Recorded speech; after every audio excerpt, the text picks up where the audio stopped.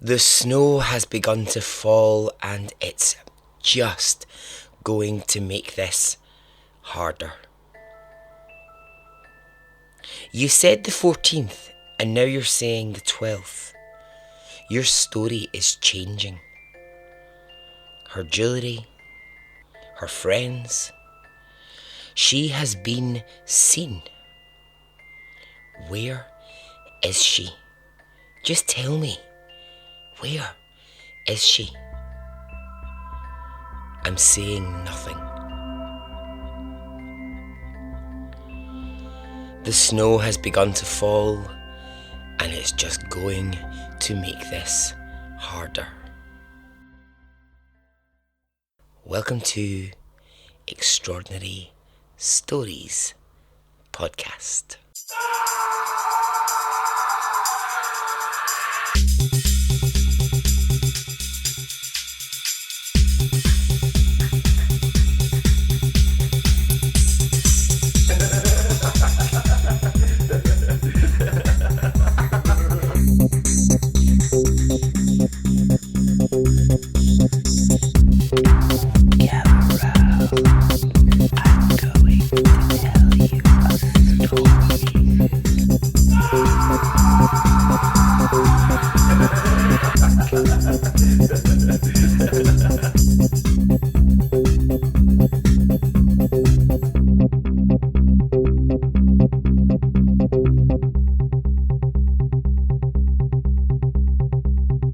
Hey, how are you?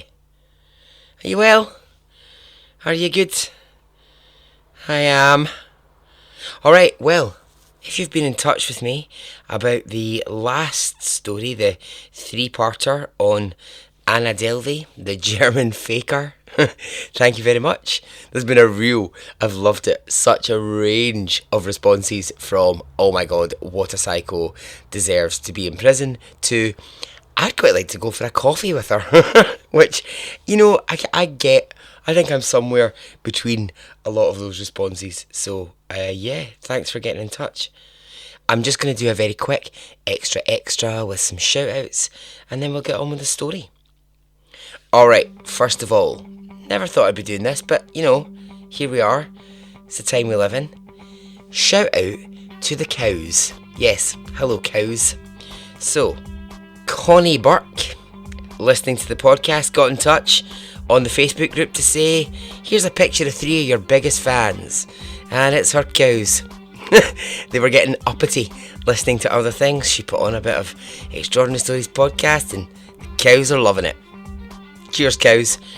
And it's a hello to Joelle M. Bruner, a new listener to the podcast.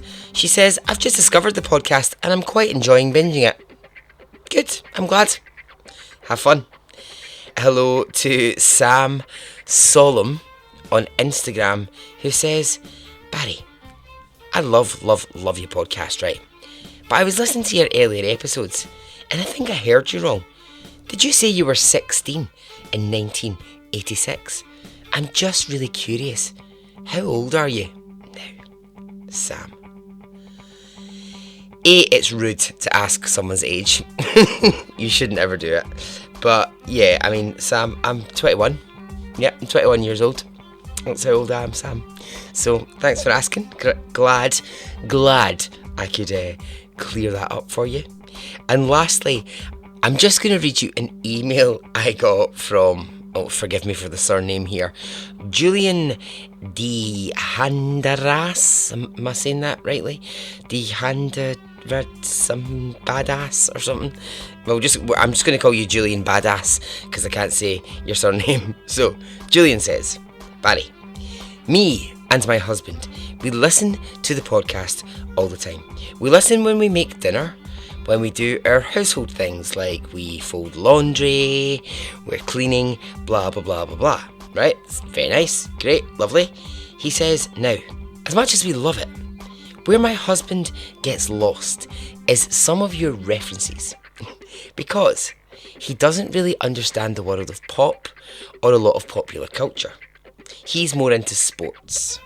He's much more into laddie type things. I understand them all, but he doesn't. Anyway, love the podcast. Just thought I'd say that Richie sometimes gets a little bit lost. Well, Julian Badass. Let me tell you this. You know what? I take that on board. That's good feedback. Because, yes, quite often my references will be Britney Spears, Madonna, Kylie. I get that, right? I get that. So see in this episode, I am going to laddie it up. Oh my god, you're going to be so shocked by the lad vibes that come out of my mouth, right? Because I mean, you know, every podcaster has to get feedback, and I like getting that. All right, so that is the end of Extra Extra. All right, in this episode, I have 2 stories for you. 2 different stories. And they're linked by one thing that I have always been fascinated by, and I'm pretty sure you have too. Are you ready? Okay, let's go.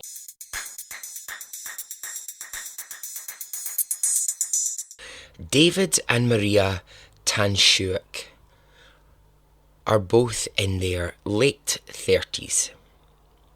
Now, David and Maria, they'd always had, and I choose this word carefully, a troubled marriage. Troubled was the word that friends, family, people who knew David and Maria, that was the word that they would use to describe their marriage. Now, David and Maria, they were the first to admit that, yeah, they did have problems. It wasn't always the greatest of marriage. It was sometimes a bit love-hate. It was on, it was off. It could be fiery, passionate when those moments arrived. And when it wasn't passionate, it could be really volatile and it could be really toxic. Think sort of Whitney Houston, Bobby Brown vibes. Think that. Oh my god. I'm not even a minute into the story and I've already fucking done it. Right, let's go sporty. Think of that time when one sports team really didn't like another one. Let's. Right, so they were residents, David and Maria were residents of a small city in Canada called Miramichi. Now, Miramichi is not a massive city. It's got about 18,000 people living in it. And they'd been residents of this city their whole life. So like I said there, they could have their times that were troubled, but they could also have their times that were exceptionally passionate. And people would say, when those moments arrived for them to actually be like a really close, loving, passionate couple, they were to be envied because they just couldn't get enough of each other. They spent all the time together, 24 hours a day, when they were in that zone and they were in love. It's just when they weren't in that, it was the complete opposite. It was dark times. Now, their kind of lifestyle, neither of them worked. They didn't have a car. They had a fairly nice house. And where the income came from for them to have that nice house was David was involved in a bit of drug dealing. So that's kind of where the money came from. Now, were they nice people? Were they good people? Yes, I think you can say that of Maria. Not so sure you can say it of David. Let's just talk about David for a second. I'll start with kind of what David looks like, right? Not gonna lie, he looks a bit scary. He's a little bit scary. So he's covered in tattoos. Now that's nothing to do with the fact that he looks scary. I love tattoos, and I know that so many people listening have loads of tattoos, and I love them. I support them. Get as many as you want. It's David's specific tattoos that add to him looking just a little bit scary. Right across his neck, he has the words, Death Dealer. tattooed. So, like I say, love a tattoo, get them wherever you want on your body. I just think maybe having Death Dealer tattooed across your neck, it's not really sending out a very positive vibe, you know? I mean, why could they not have got a nice unicorn? You know? A rainbow. A lily pad. Something nice like this. Anyway, David's look is very, it's quite intense. He's got that do you know that teardrop tattoo that a lot of people get, and I think they get it a lot in prison if they have killed someone. David has that tattoo on his face. Maria, she's a very pretty brunette who she has a kind of she has a sort of Italian look about her. She's not covered in tattoos or whatever. She's just, yeah, she just looks nice. David and Maria, well, they had met when Maria already had a son, a grown-up son, actually. And he lived with the both of them. So her son was 18 years old. Maria had him quite young. Her and David at this point, when her son was 18, they'd been together a good sort of 10 years. So David had been a big, big part of the raising of Maria's son. Now, something really tragic is going to happen. It's not a massive part of what our story is tonight, but it is a part of what you need to know about Maria. Her son was the absolute apple of her eye. She absolutely adored her son, and they were so, so close. One night he went to a local party at a friend's house. He's 18, few beers, bit of music, crowd of friends, hanging out with people that he went to school with. And at the end of the night, Maria's son, 18 years old, was found dead in the swimming pool. And it was just a tragic accident. He died in the pool at that party, at the house he was at. And Maria was devastated. Of course she would be. She was absolutely devastated.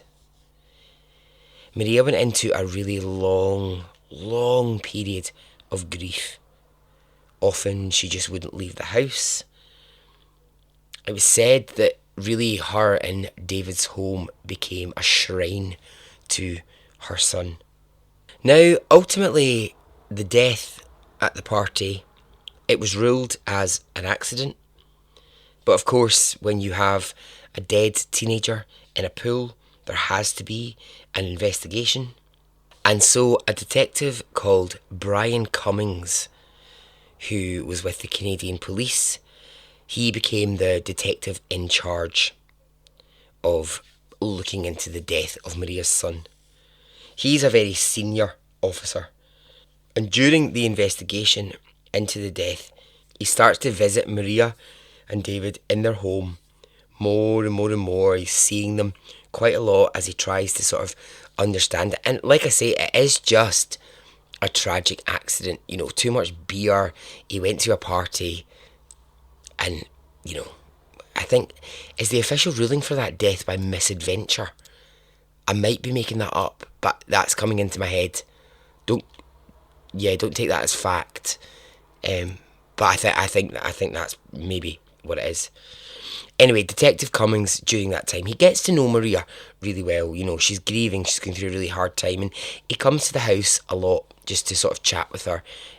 Quite often, what he does is, and this is above and beyond what his job is, he brings like sort of care packages to the house. So he'll bring food, he'll bring things that he thinks Maria needs, or that Maria and David need at that time. Now, he feels quite strongly that he's quite protective of Maria and he likes her, this detective. Does he feel the same about David, her husband? No.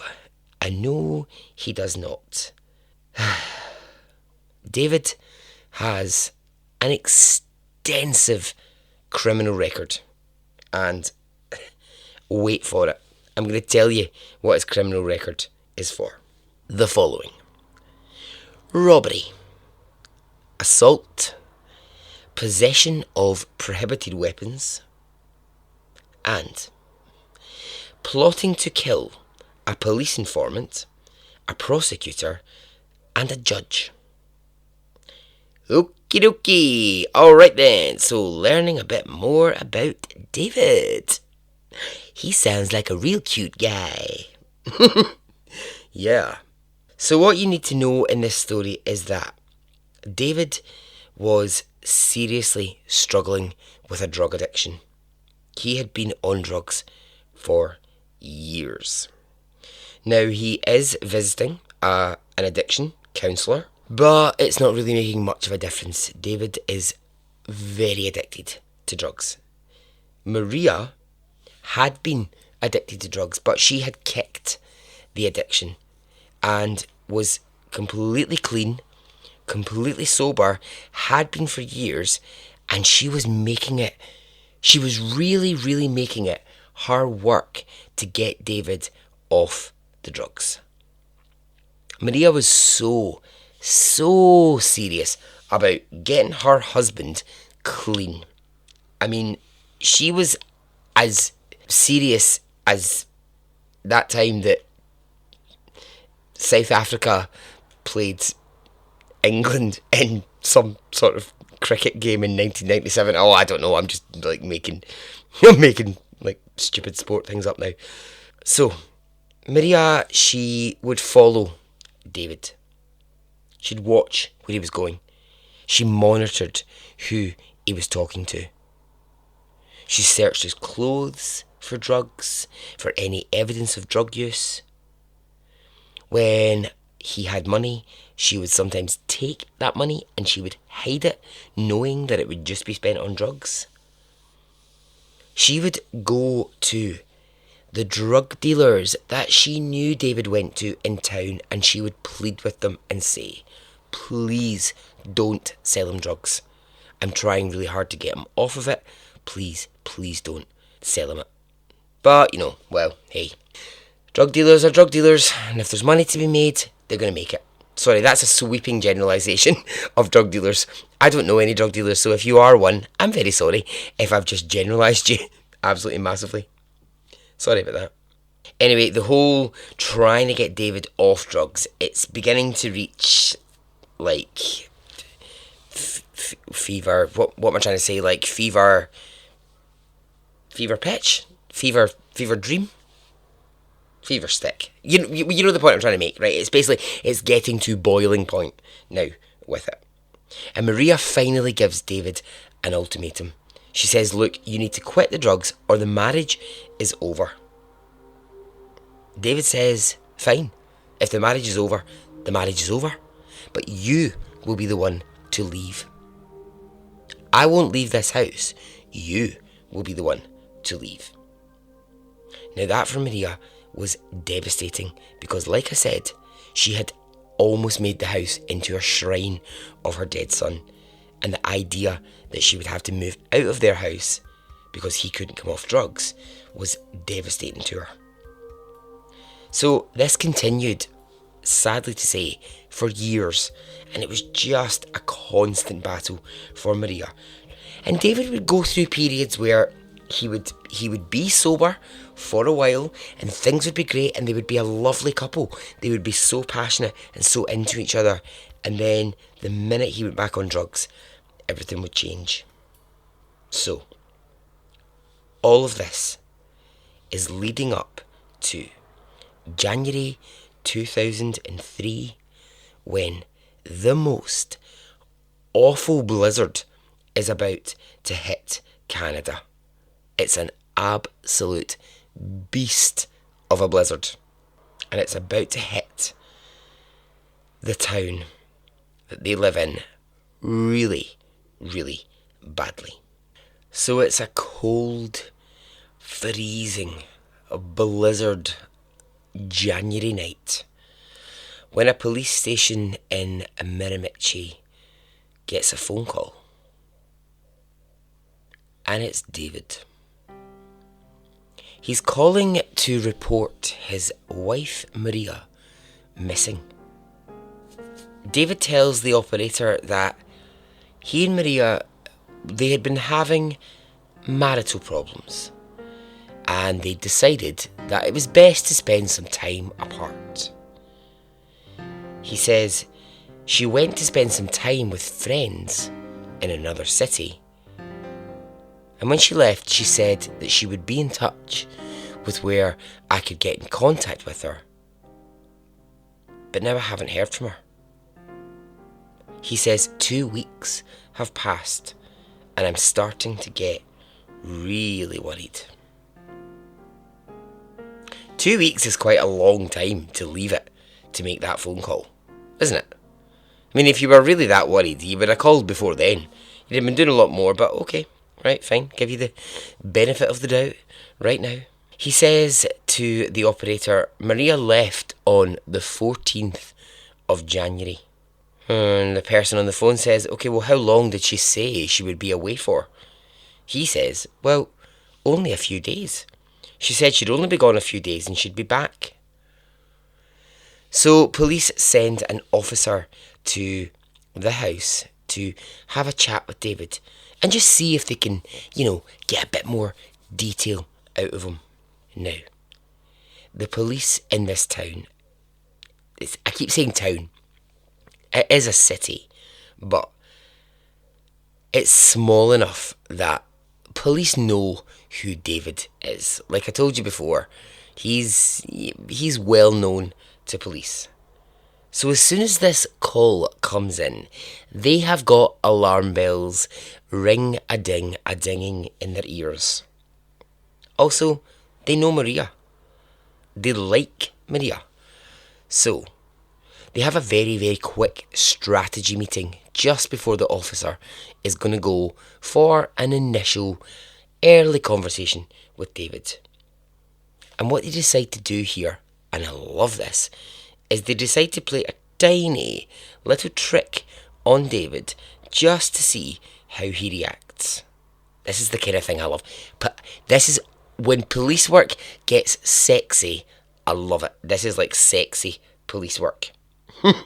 So, the police officer who arrives at the house, she sits down, has a conversation with David, and she says, so, you said on the phone that Maria left on the 12th of January. And without hesitating, David says, yes.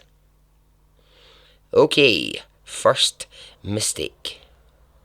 David said on the phone she'd left on the 14th.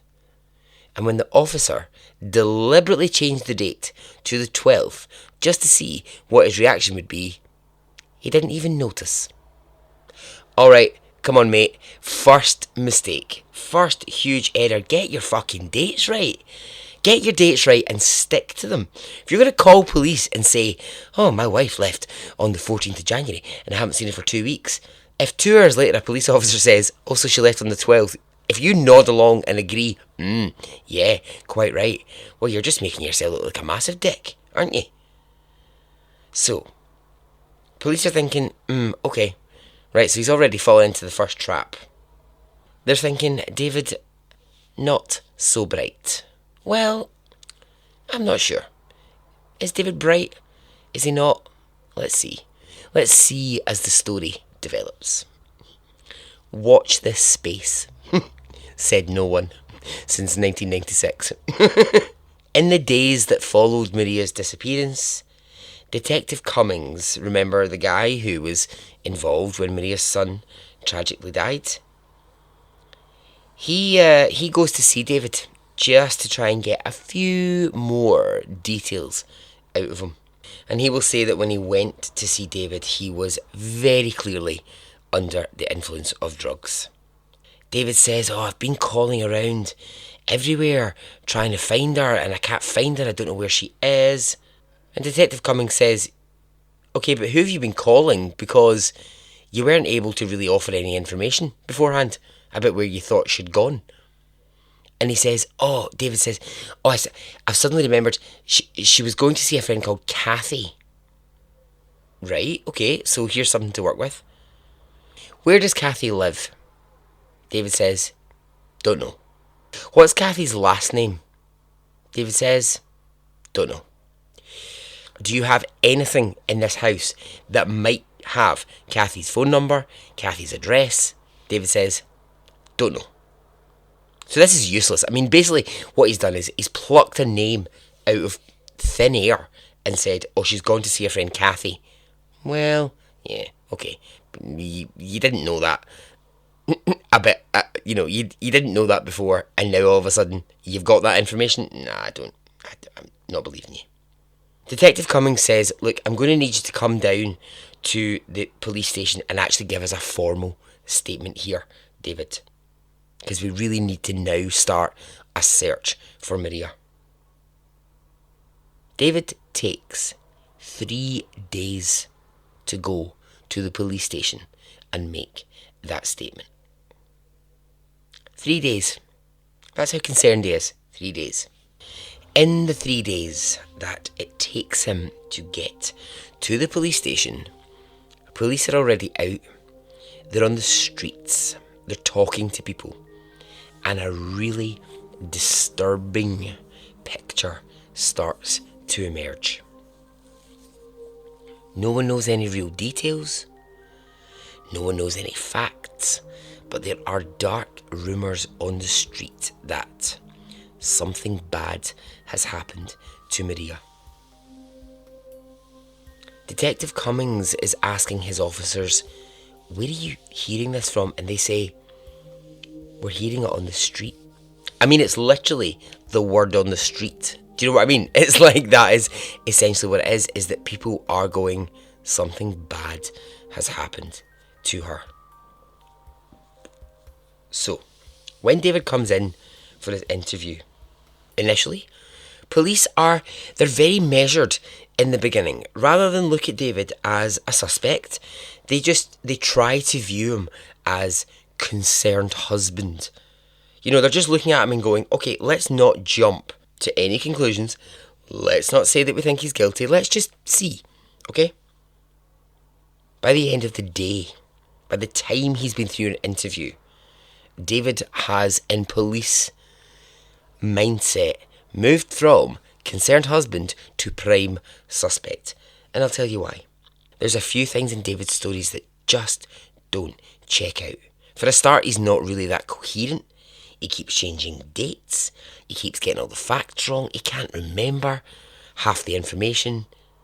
He says a few things during his first initial conversation with police that they know they need to go and check out. He says again, oh, she left on the 12th. And police know that's not what you said the first time round. He says her jewellery. Maria was so proud of her collection of jewellery, and she took it with her on her trip. She loved all of her necklaces, her rings, her bracelets, and she had one particular ring that she loved. She loved this so much because it was the last gift that she ever received from her son before he tragically died at that party. He also says, the addiction counsellor that I'm seeing advised us to have this break. She said we needed time apart. So police think, right, okay, let's get to work. Let's look at these things. Right, when did Maria leave? So they've got this date, 12th, possibly the 14th, don't really know. They go round, start doing interviews. They have 6 different witnesses who remember seeing Maria in town at least a week after the date that David has given of her going missing. So, lying. She's been seen. She's been seen by like 6 different people in town. Number 2, the jewellery. He says she took it with her. Detective Cummings does not believe this for 1 second, so he visits the local pawnbrokers only to learn that Maria's jewellery had been brought in and had been pawned by David.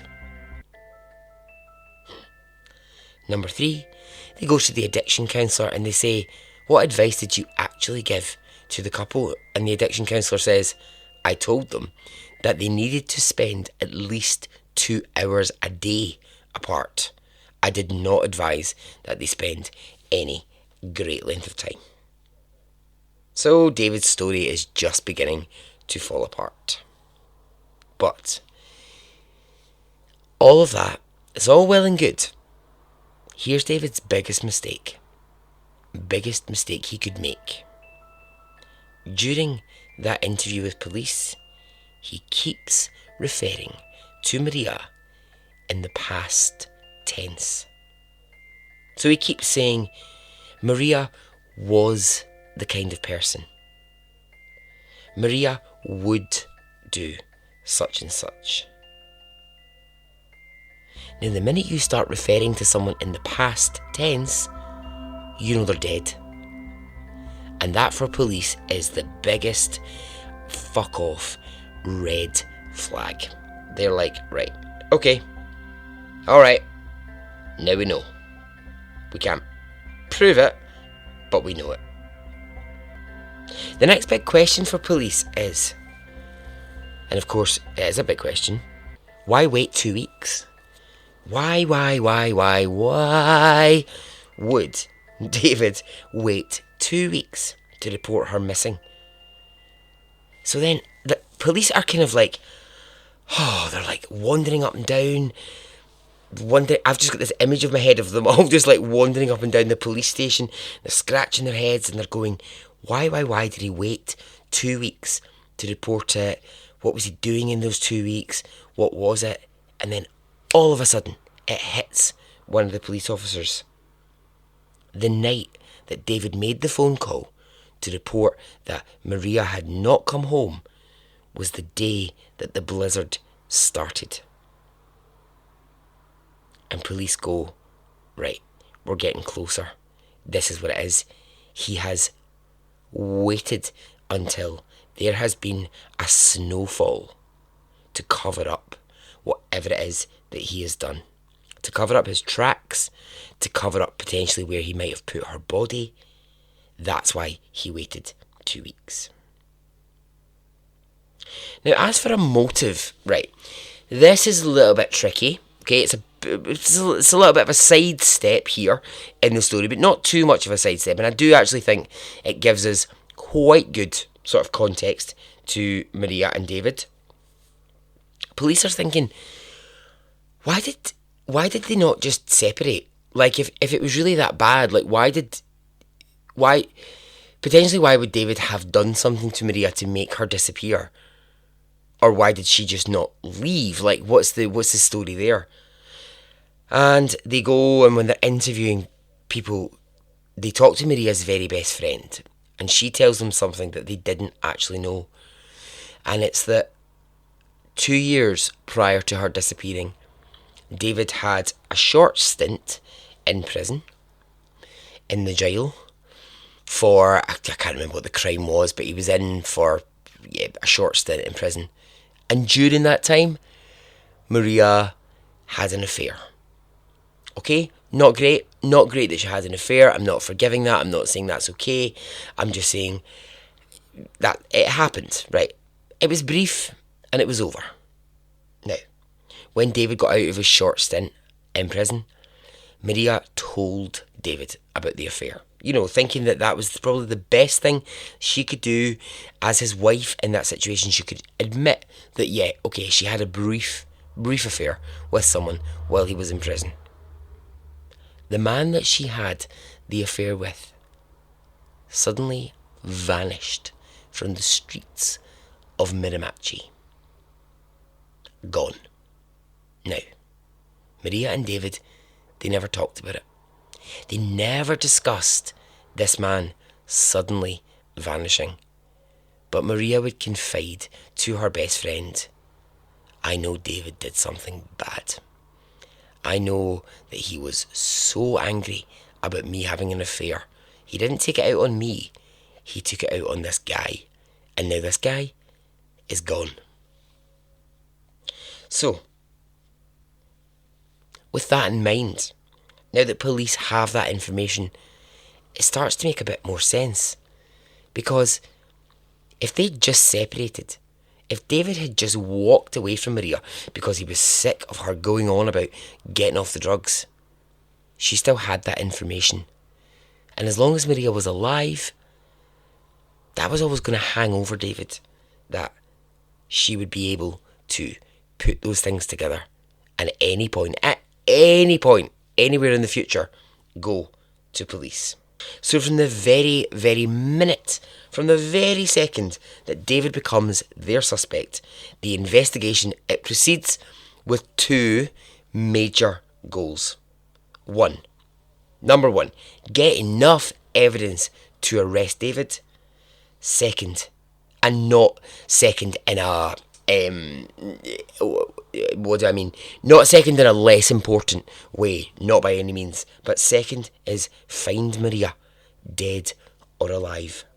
So now that they have this sort of growing picture of it, they know that her jewellery's been pawned. They know that she was seen after the date that David said she was supposedly away, someone else visiting her friend. Police just think enough is enough.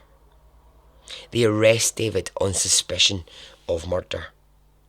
And the first place that they want to check is the basement of the home. I think here, right, I genuinely think police at this moment thought that they were going to find her in the basement. I do. I really believe that. They kind of were like so focused on his basement, and it's not really hard to understand why. His basement was basically a sort of shrine to satanic practices, essentially. It was covered in different satanic posters. David had an altar in this basement space that he had, that was just his. It was for no one else. And so police can't wait to get in there. They're like, let's get down to that basement. This is where we're gonna find Maria. And they don't. I know it's quite popular now to have a sort of is it a man cave, people call it? I feel like I hear this term on I feel like I hear it on TV, but I don't really know what it means. Is it just a a basement for men? Sounds, well, I was going to say sounds dodgy, but I don't know. In some ways, it might be quite nice. Yeah, I don't know. I'm just trying to think if I had a man basement, what it would look like. Disco lights, wind machine, dry ice. Permanent karaoke machine. And that's exactly what I've just worked it out. That's exactly what I would do with my man cave. I would literally have disco lights, boom, boom, boom, boom, flashing, me on the karaoke. Turn around, every now and then. Oh, I can see it right now. I can see it happening. Anyway, that unfortunately is not what David's basement looked like. And so police, when they don't find any evidence of Maria where they think they're going to find it, they have to really, really think hard now. Okay, what can they do? Because the problem here is, right, this is the real issue. You can't keep David forever. You can't keep him just because they suspect that he's guilty. Unless they've got something to work with, they can't really just keep someone. So they have to really come up with something. Now this is where the real game begins to find Maria. And this is where David shows just what an absolute prick he is. Excuse my language. He shows here what an absolute douchebag of a man he is. He is king of the douchebag. He should have a crown that says King Douchebag at this point. Because what he does next is absolutely just rubbish for police. It's just terrible.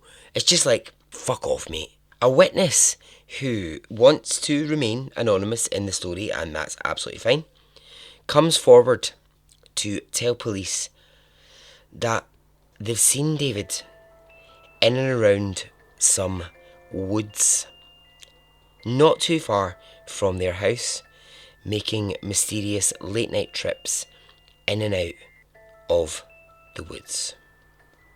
Now, we're not talking here about a small wooded area. We're talking about a large forest area that covers miles of ground. It is thick with trees. So police, of course, they're going to assume at this point David has killed Maria, and this is where he is hiding her body. But if that's the case, Maria's body could be anywhere in that vast wooded area.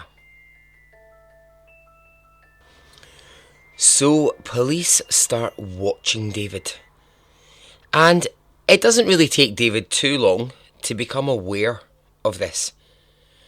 And this is where he will really show what a dickhead he is. He starts to play with police. He starts choosing really odd times to go into the woods. Sometimes he goes into the woods and he takes tools with him. So he's got like a hammer sometimes under his arm as he goes in. Now he knows police are watching him. The whole thing is a who's watching who, we all know the game. But David, you see, he knew these woods very, very well. So when he went into them, he could easily disappear from police sight quickly because he knew exactly where he was going. Police were stationed to watch the woods from towers high above. Some nights, police officers were sitting there and it was like minus 20 degrees as this blizzard was happening.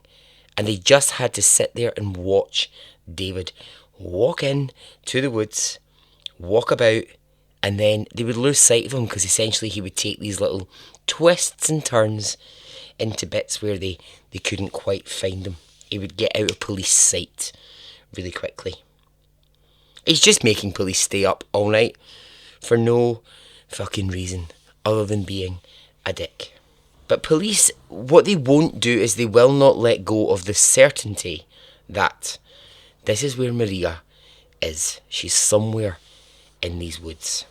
David, and I mean this I think is a really good indication of just how on the edge, I'm on the edge of glory. I think this just shows how on the edge David really, really is. He starts to get frustrated that police are watching him so much. He starts to say things like, I can't believe my friends, the police, are watching me all the time. Your friends? I don't think they're your friends, mate. I think something's a bit loose in your brain if you think that these are your friends, because they are not. They are not your friends. But David then starts to threaten something very, very serious. Something that the police do not want. David starts talking around town and saying if the police don't back off watching my every move, I'm coming after their families. It's not a huge place that they live in. Finding the families will not be hard. And also, police know David has a temper. He's a man on drugs.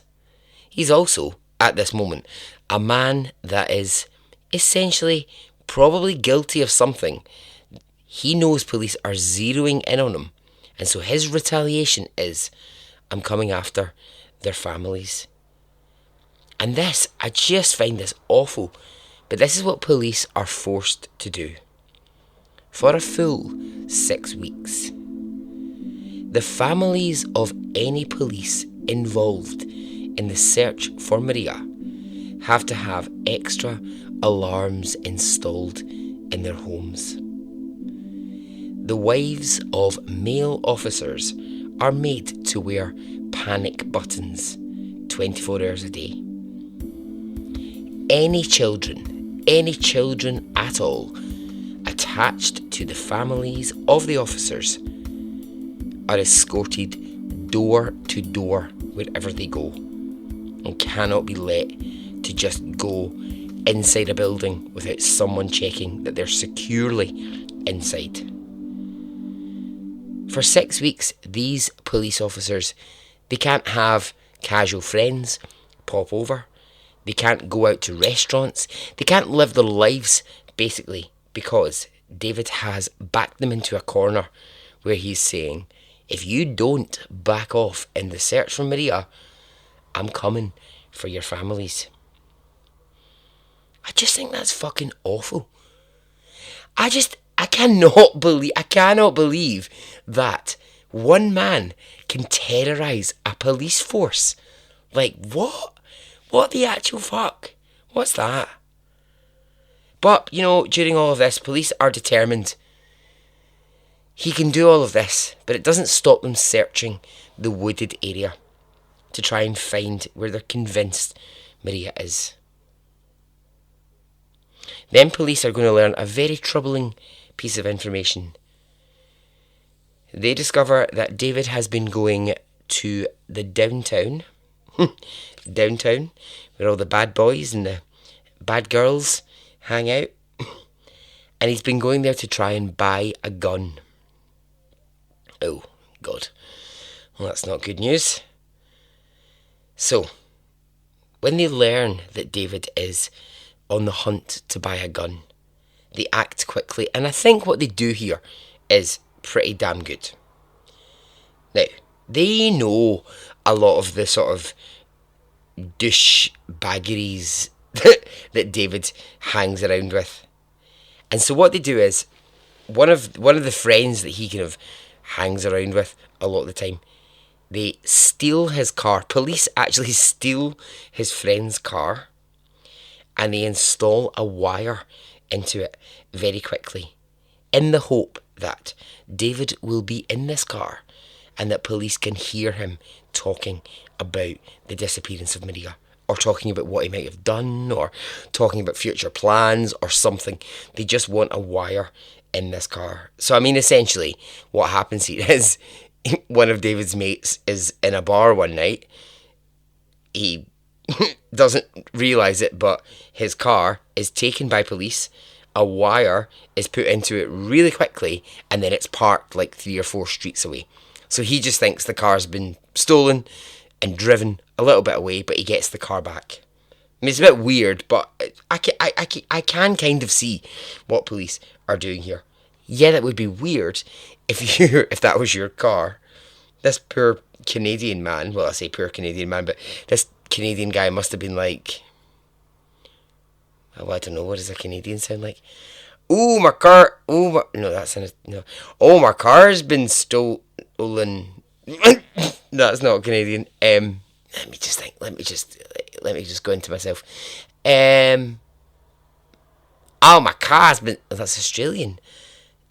Oh, my car has been stolen. No, I can't. Clearly, I cannot do a Canadian accent, right? I don't know what that is. I do know what. Oh, my car has been stolen. Oh, my God, now it sounds like a porn star. Oh, my car has been stolen. Anyway, so whatever has happened there, the car has been moved, and now police are like, great, we've got a bit of a wire here. We can maybe pick up on some David conversations. And they're listening, and they're listening. And what they hear through that wire is David is going to the other side of town to pick up a gun.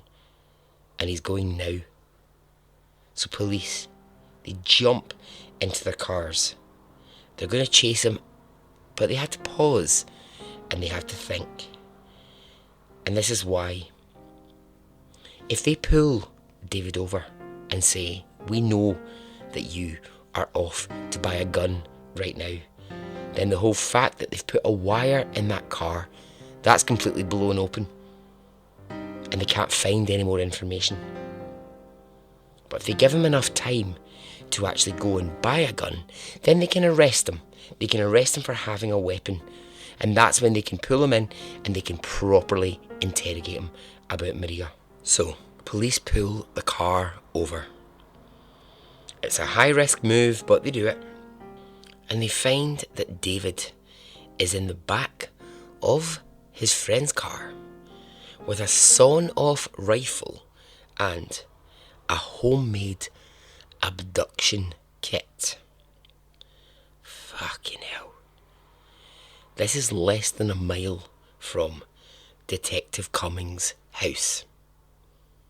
Detective Cummings realises at this point that if they hadn't intervened, David was on his way to hurt somebody in his family.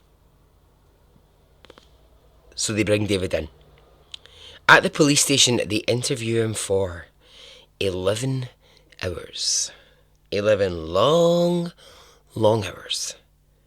But he will not give up any information about Maria. They talk about the woods. He denies it. He says, yeah, I go in and out of those woods. Doesn't mean there's anything dodgy. Doesn't mean that if anything has happened to Maria, that's where she is. And they can't get David on a murder charge or any of that because they don't have a body. They're certain that he's killed her, he's put her in the woods, but they cannot find the body. However, the fact that he had a weapon, he was on drugs in a car, and had a home abduction kit means that they can take him to court and David gets sentenced to 2 years in prison. Now, on the one hand, it's quite good that they've been able to do that because at least they know where he is and they can go and they can talk to him.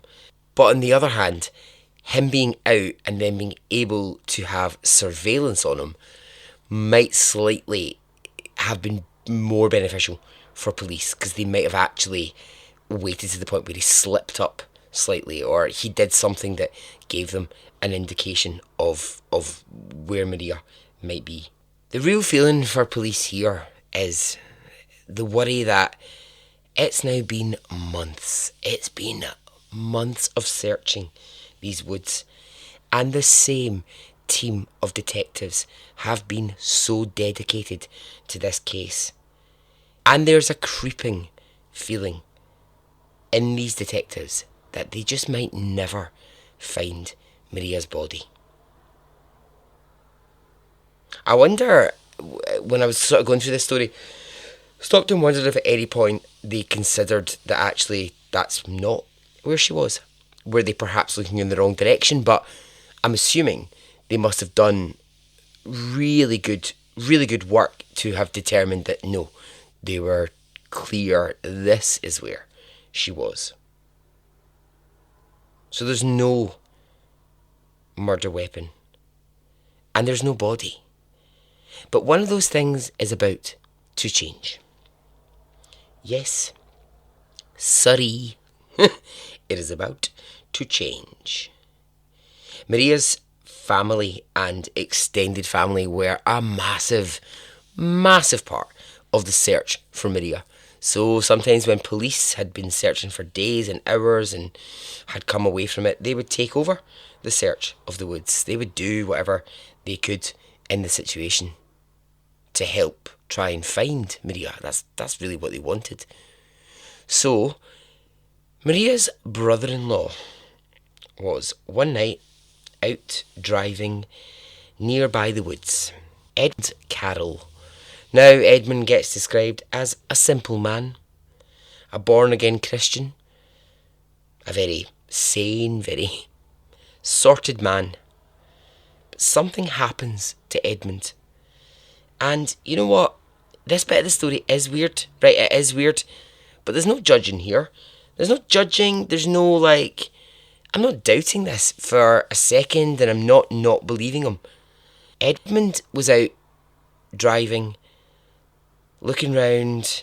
Any signs of Maria anywhere? No. He was nearby the woods. And down a dirt track He's driving and he passes by a old truck lying by the side of the road. Completely disused. It's just been abandoned at the side of the road. And he drives by it. And he sort of clocks it. He sees it. He drives on. Now, a voice spoke to him at this point. And the voice said, "Go back. Go back and search." He said that the voice spoke the words, "The gun, the gun." He was never the kind of man who went, "Oh, I hear voices all the time." So for him, this was a totally bizarre experience. He was just out on the routine search for Maria. And he hears that voice, "Go back, the gun." So he goes back. He finds that truck that's been abandoned down that dirt road. He starts searching around the car. And inside of it, he finds a gun wrapped in fabric. And it's been shoved under the driver's seat and left there. So he pulls the gun out. He looks at it. He quickly wraps it back up. And straight away he calls police. Police arrive and they take the gun into the station. Now, for whatever reason, police are convinced this is what has killed Maria. Why they never found that truck that was down that dirt road, I don't know. It's never been answered. Police can never say why they never ever found that truck. They'd passed that road so many times, they just had never seen this truck. Fine, that happens. That voice that Edmund heard in his head that told him to go back, well, who knows? Who knows what that was? But it was something. It was definitely something. Police believed if Maria was dead, this was the weapon that killed her. Maria was dead. Maria was indeed buried in those woods. The woods that police had been searching for months. And in a minute, I'm going to talk about how Maria was discovered.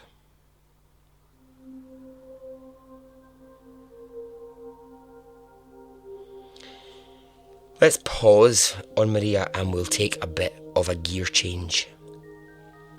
We're going to go to Texas, onto a family in Texas. This story isn't connected to Maria and to David, but it is in the same world of what I want to talk about in this episode. I'm going to say this. This is awfully tough listening, what I'm about to talk about. So beware, it's hard. In 2016, Wesley and Cindy Matthews, living in Texas, adopted a baby daughter from India. So the couple, Wesley and Cindy, they couldn't have their own kids, so they decided to adopt. And they adopted a 2-year-old who had been abandoned and had been left in an orphanage in India. They brought her to Texas. They gave her a life. Now, the photographs of her are just, they're so gorgeous. She's just like this happy, smiling, brilliant 2-year-old. She's just so happy. She's got, there's loads of photos of like her parents hugging her and just like throwing her up in the air. It's just, it's absolutely gorgeous. Obviously, kids are hard work, right? They're not. It's not all fun pictures and joy. It's not. It can't be all the time. Just ask my family, who my family must have been driven crazy by me. Must have been like, oh my god, where's 2-year-old Barry? Oh, there he is. He's in a bin. Brilliant. Great. He's in a bin again. Excellent. Where's Barry? Oh, he's off making a song and dance routine that we're going to have to watch for the next 5 hours. So yeah, it's not all fun. It's not all fun and games, but, you know, there's lots of lovely photos of this adopted child just looking so happy with her new parents in Texas. But then there is a call to police in 2017 in the middle of the night. And that's going to change all of that happiness. Wesley Matthews calls police to report his 3-year-old daughter missing. Police ask, "What's happened?" And he explains that he was trying to feed her milk in the night, and she was being difficult. She was being exceptionally difficult. And so to punish her, he put her outside in the middle of the night. He stood her by the tree in the family garden, and he left her there to calm down. Are you fucking kidding me? Are you actually having a fucking laugh? A 3-year-old? You put them outside? He says to police, "I returned after 15 minutes and she was gone. She just wasn't there." So now police have a missing 3-year-old on their hands, and the search begins. And it's big. Of course it's big. It's huge. Wesley and his wife Cindy, they're questioned repeatedly. Why would you do that? Just because she was misbehaving? Why the hell would you put her outside? Have you done this before? Is this something that happens in the family? They say no, not before. But that night she was being particularly difficult and just would not drink her milk. Ultimately, what it comes down to is she's missing. There's no sign of her anywhere. Now, we know how quickly the press will jump on a missing child. I mean, we all lived through Madeleine McCann. Pictures of Sharon are all over the news and the papers and flyers within 24 hours of her going missing. 4,000 people in that town in Texas came out to search on foot for this missing 3-year-old. Obviously, when something like that happens, there's always going to be a lot of negativity, and so a lot of blame and a lot of hatred is thrown towards specifically the dad, also both parents, about how you treat children. Why the hell would you do that? What's going on here? But he sticks to his story. He says, "I put her out under the tree and then she vanished." 2 weeks pass and the press around it only gets bigger and bigger. Sharon becomes national news. It becomes huge. Wesley and his wife Cindy, they become absolute figures of hatred at this point. So police, they decide that they have to charge Wesley with willful neglect of a child, and that he will have to appear in court. Cindy, the mother, she's also charged with the same thing. Wesley seems to really be the focus of the story. Cindy, the mother, it's weird. It's like she's there, she's a part of it. Yes, everyone is very aware that she is the mother of the child.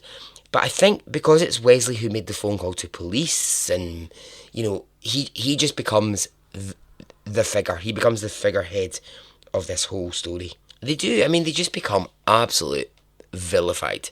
We've seen it time and time again. We see it all the time, and I I seriously struggle to say her name without wanting to spit in my own face and punch myself. But Casey Anthony, it's the same thing. Very quickly becomes this huge known figure. So, 3 weeks pass, and there is no sign of Sharon. The 3-year-old has just disappeared. Now, the most that's going to happen really for the Matthews parents is they're going to have a short stint in jail for negligence towards their daughter, but that's about it. And then Sharon, if she's never found, she's just never found. She's gone. She's just another missing child.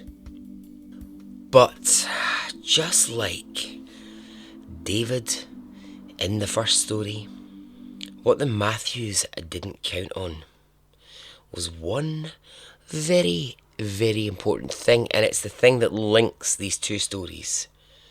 Something I'm so passionate about. Our four-legged friends. Dogs. The doggos of the world.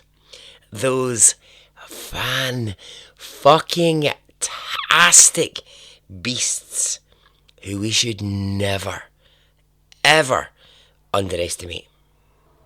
Back to David and Maria. For months, police had searched those woods.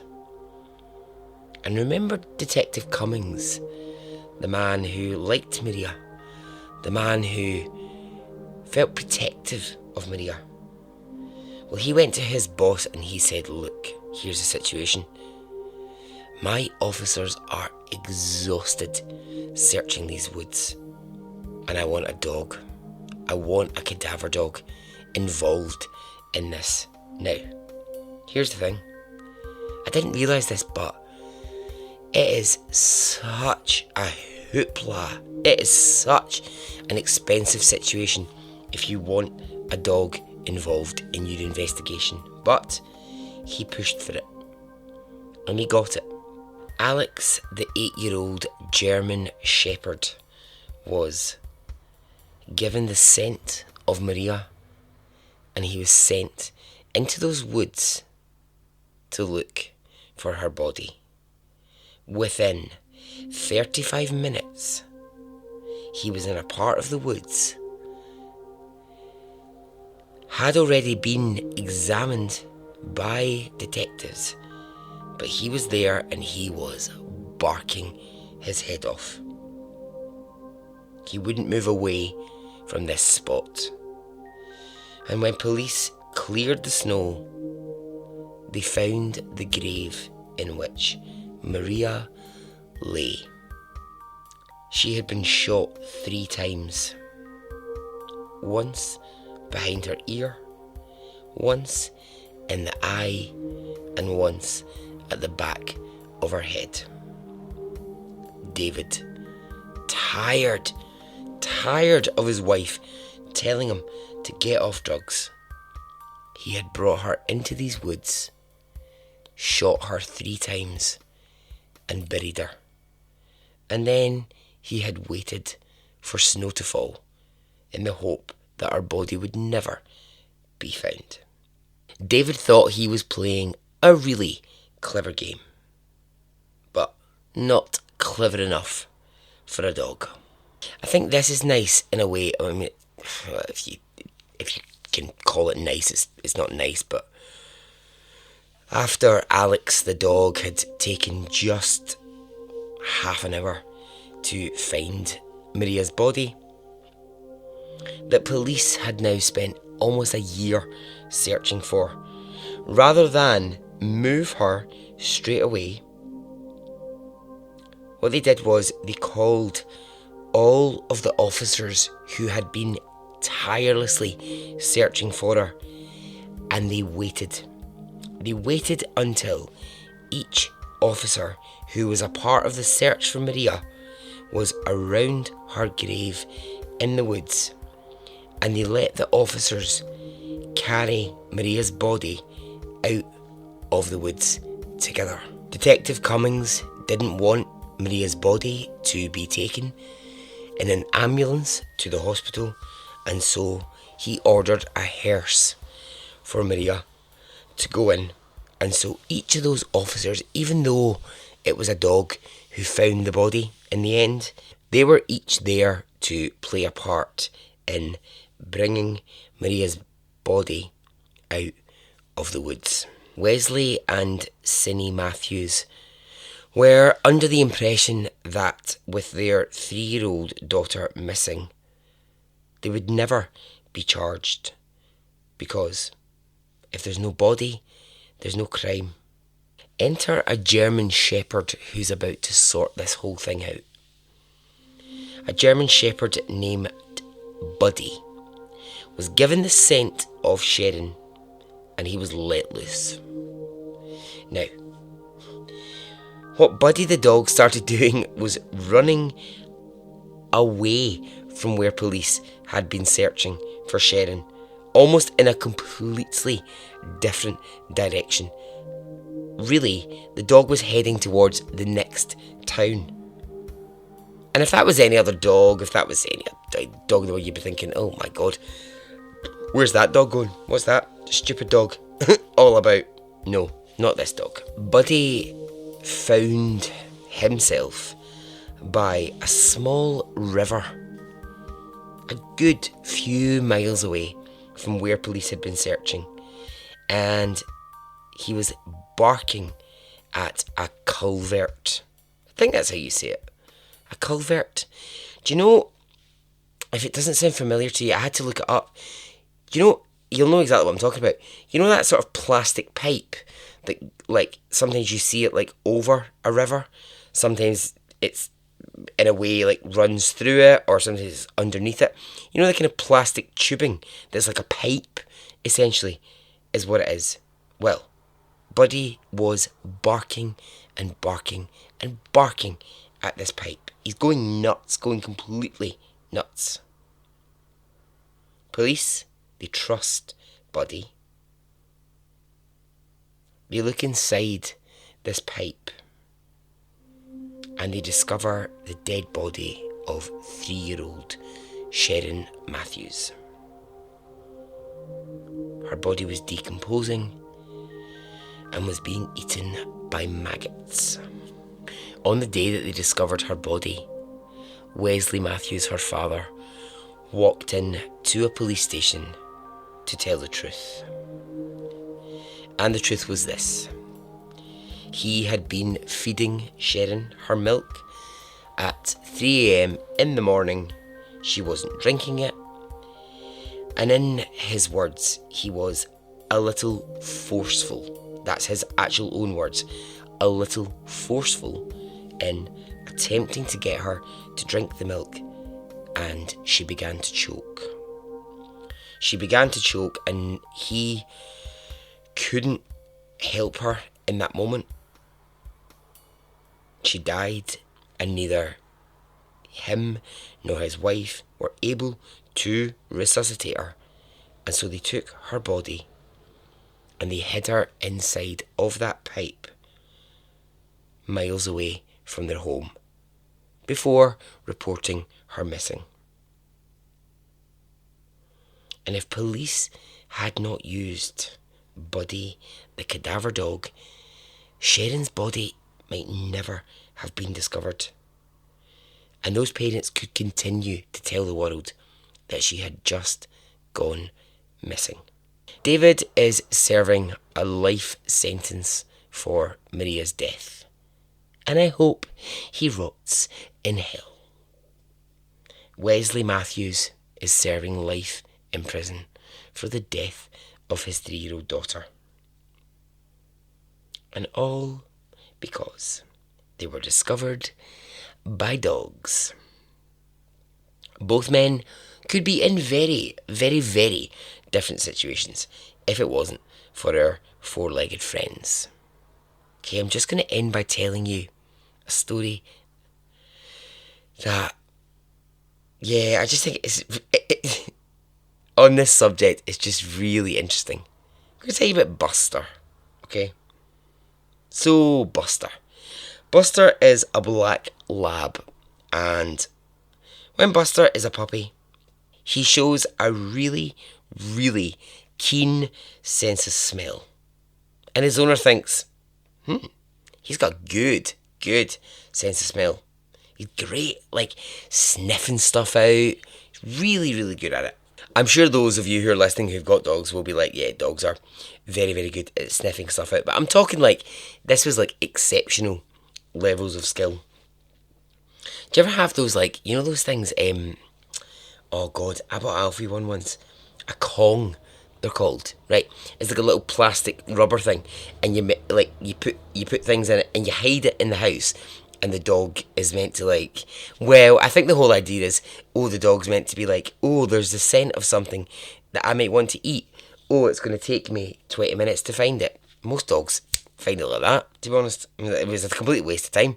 I was filling it with peanut butter, right? And all this kind of, like, I was putting peanut butter, jam, I was putting loads of stuff in it, hiding it under the couch. Literally, Alfie was finding it within about 3 seconds. I was like, well, there's literally much fun in this, is there?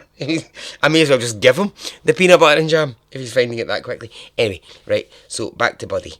So his owner, Paul, starts thinking, this is one really special dog I've got in my hands here. So he gets him trained as a sniffer dog. Love a sniffer dog. Bloody love a sniffer dog. See, when you see them at the airport and they're all like, hey, look at me, I'm a sniffer dog. And they're just like walking about an airport looking like really cool. Do you know what I almost wish? I wish they had a uniform. Yeah, I wish they had like a hat. I wish they had like a wee hat that was like, I'm a police dog. Don't fuck with me. Right? Don't fuck with me, bitches. Don't give me no ear rubs. Don't give me no belly rubs. I'm a police dog. That's what I kind of want them to. That's kind of what, yeah. Anyway, so Buster spends a long time as a sniffer dog, busting all the drugs at the airport, and people start saying to Paul, you know, I think your dog's better than this. I think your dog's better than a sniffer dog. I think you should actually maybe think about your dog becoming a cadaver dog. And he's a bit like, right, okay, well, I mean, everyone's saying it, so, okay, right, fine. So he gets Buster trained as a cadaver dog. And once he starts going out there and doing his work, he really shows absolutely massive skill. And his skill is, he can find bodies and remains that have been missing for like 50 or 60 years. There's no limit to what Buster can actually find. It's incredible. He'll find like the remains of someone from years ago. Not talking like recent murders. We're talking like, so long ago. And then he earns this nickname, and I bloody love this, right? Buster earns the nickname Sherlock Bones. How good is Sherlock Bones as a nickname? I think that's brilliant. I think that's absolutely brilliant. And it means something. I mean, it means something because he is actually like a detective dog. It's not the same as like, you know, I've got Alfie registered as Lord Alfred, you know, but he's not a lord, he's just lordy in his behaviour. It doesn't mean he is an actual lord. Anyway, so Buster, he becomes hugely in demand.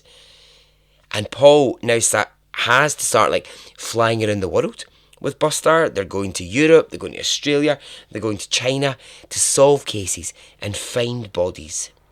And all the time he takes with him this one little thing that Buster loves, and it's this little blue bone, a little blue rubber bone. He's had it since he was a puppy, and he's absolutely obsessed with it. Now he goes and he does some amazing work. A couple of really quick examples are, in the Second World War, a family in America, they said goodbye to their 18-year-old son, who went off to be a pilot, fighting in the US Army, and he never returned. They never, ever, ever found any trace of him anywhere. Until Buster gets on the scene. And Buster manages to, it's unbelievable, but through like 10 layers of concrete, this dog sniffs out that there is something buried at the bottom of that. And when they dig it up, they find that it is the missing remains of this 18-year-old who was gone. And now his family are finally able to put him to rest. In California, a 14-year-old boy goes to a disco one night, leaves his family, says, I'm off, I'm out to the disco, I'll be home before midnight. That boy never returns. And his story, his going missing, is one of the strangest missing persons cases that's never been solved. So, about 5 years ago, Buster gets brought in to that town, sniffs about, and the place that Buster goes to is the local well. And he stands at that well and he barks, and he barks, and he barks. And locals start saying, he's telling us that's where the body of this missing 14-year-old is. And so the family go to the local police chief and they say, look, can we please search the well? Can we drag the well? And the police chief says, look, your son went missing so many years ago. I cannot release the funds for a further search. There's too much going on. There's too much other police work going on. I can't do it. And to this day, there's still, and I think this is great, there's still people in that town trying to raise money to basically drag that well, because they say, he's told us, Buster is telling us, if we want the body of that 14-year-old who's never been found, that's where he's going to be. Buster has found the bodies of over 200 people across the world.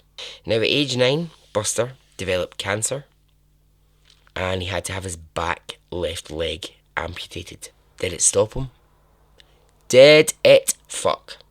3 weeks after his surgery, Sherlock Bones was back on the case.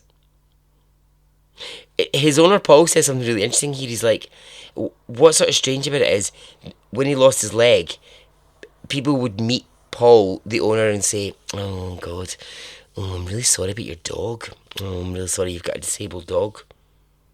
And he would say, well, don't be sorry. Like, it's not slowing him down. And also, he doesn't know he's disabled.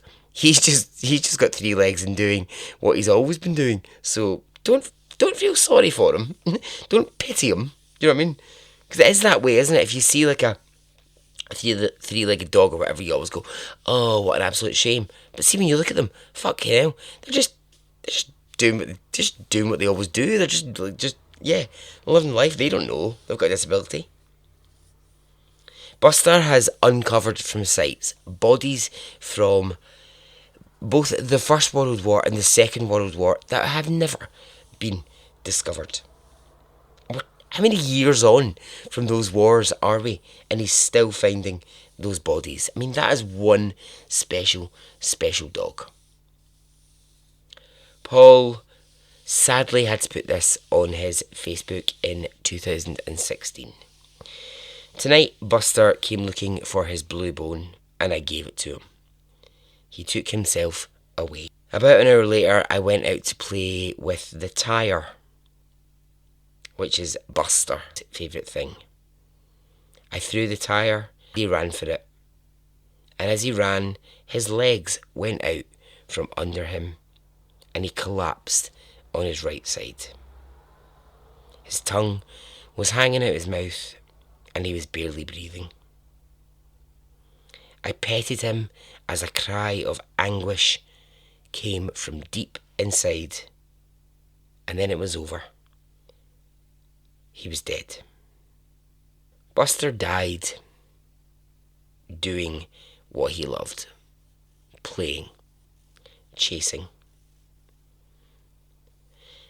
We will never really know the full effects of the things that Buster found in this world. The bodies that he uncovered.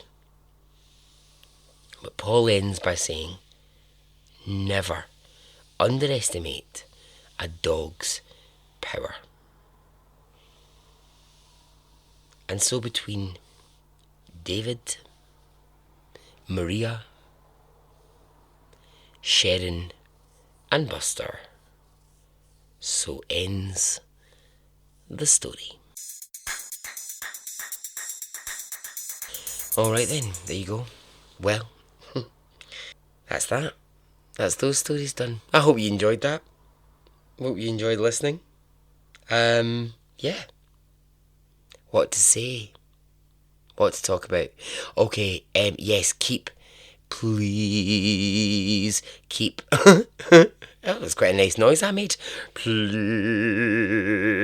Oh my god, I could be like in an opera. The Phantom of the Opera is dead. Oh my god, I'm so good. Please keep your reviews coming for the podcast. I know I bang on about it all the time and it's like, oh my god, shut up. If you're not talking about this, you're talking about the fucking Facebook group. I know I go on about these things all the time, right? But no idea how much the reviews really help. It's bringing new listeners all the time.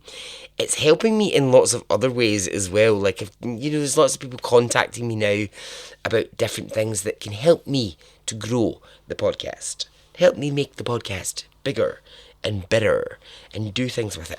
And that's just, it purely is because of reviews. So, if you can leave me a review, that would be bloody lovely. Yeah, really love you to join the Facebook group. Be lovely to have you there. It's growing all the time. What a community. What a smashing group of people. Absolutely fabulous. But if you're not on Facebook, and I get that not everyone is, there's Instagram, there's Twitter. I'm always hanging about those two platforms, so you can get me there. Yeah. As always, just get in touch. Oh, I've just realised how absolutely unladdie I have been in this. Alright, okay, let me try and do something right. Lads, get some beer. Yeah, watch some porn. No, right.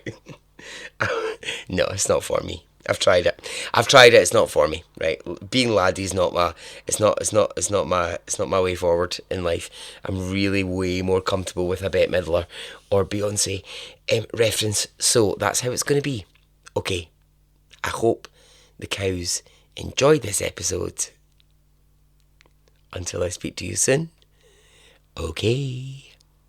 Goodbye.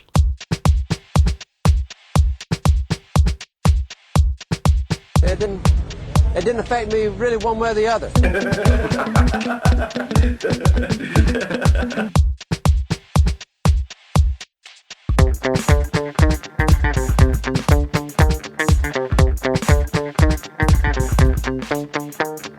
I would imagine from the look on his face,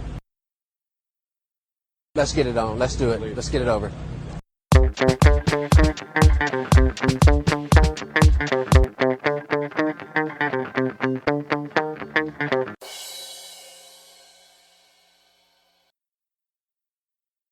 Let's get it on. Let's do it. Let's get it over.